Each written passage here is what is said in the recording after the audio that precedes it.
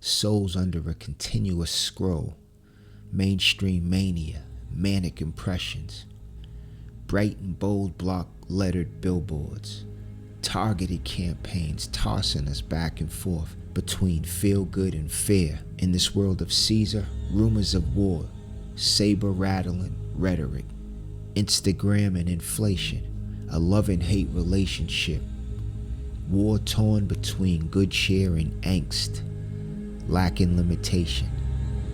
In this world of Caesar, we're enticed to have a taste, but just never enough. Always a glass half full, and unfortunately for many, a glass half empty. And though we are separated by these cosmic skins that we wear, by our thinking, our habits, our own states of beingness, being each one an individual expression of God, this is our world. And this world is but a shadow, forever bearing witness to your inner imaginal activity. I quote, "All that you behold, though it appears without, it is within." End quote. William Blake. And yes, having some awareness of your global or domestic immediate economy is good.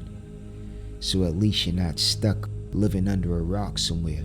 But it possesses no power over you. It is not cause, but only an effect, unless you're chasing after the appearance of things, which leads to a life of anxiety, fear, doubt, and worry. For there is only one power, one true power, one cause. Therefore, the only economy that matters is your inner economy. Let me say that again. The only economy that matters is the inner economy.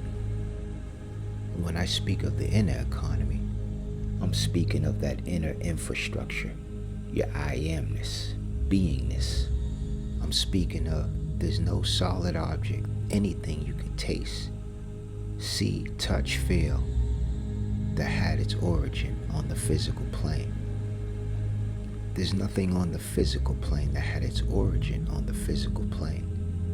All that we behold had its origin in consciousness, in the imagination, in the mind of God. Energy, frequency, vibration. When you really think about it, you are more dependent on unseen forces than what is seen.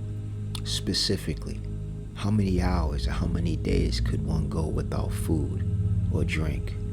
Now let's compare that to how long will it take for you to die if you had no oxygen? What about the rays of the sun? What about the cells within your body that are unseen by the physical eye? What about the molecules and the atoms? What about the wind that blows, the gases, etc., etc.? If the inner economy is perpetuating the consciousness of poverty and recession, your outer world will reflect it back to you under various circumstances and conditions, tethered to that center, and vice versa. If the inner economy is based on abundance, prosperity, and well-being, your outer world will reflect those states back to you under those various circumstances and conditions.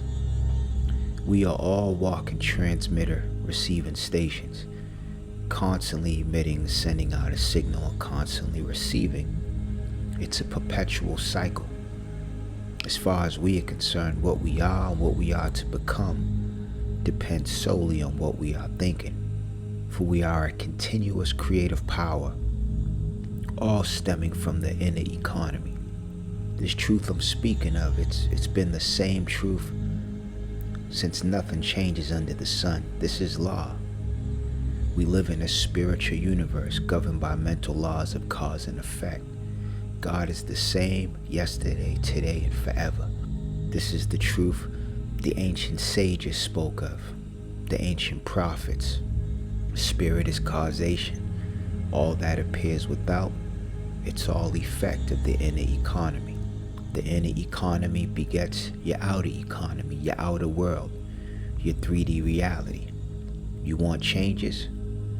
But we only become frustrated and stressed out when we try to force an effect to change, or circumstance to change. Again, it's only an effect.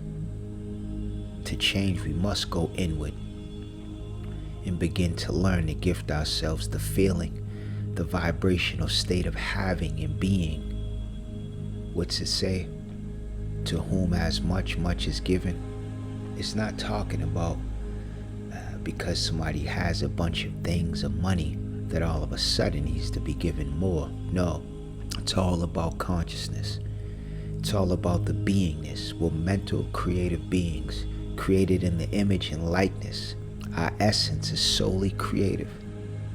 Whether you're intentional, conscious of it or not, you can't help it. So it's best to get on the side of knowing and use your miracle working power, not by happenstance, but by making conscious contact. The inner economy is yours to govern. It's yours.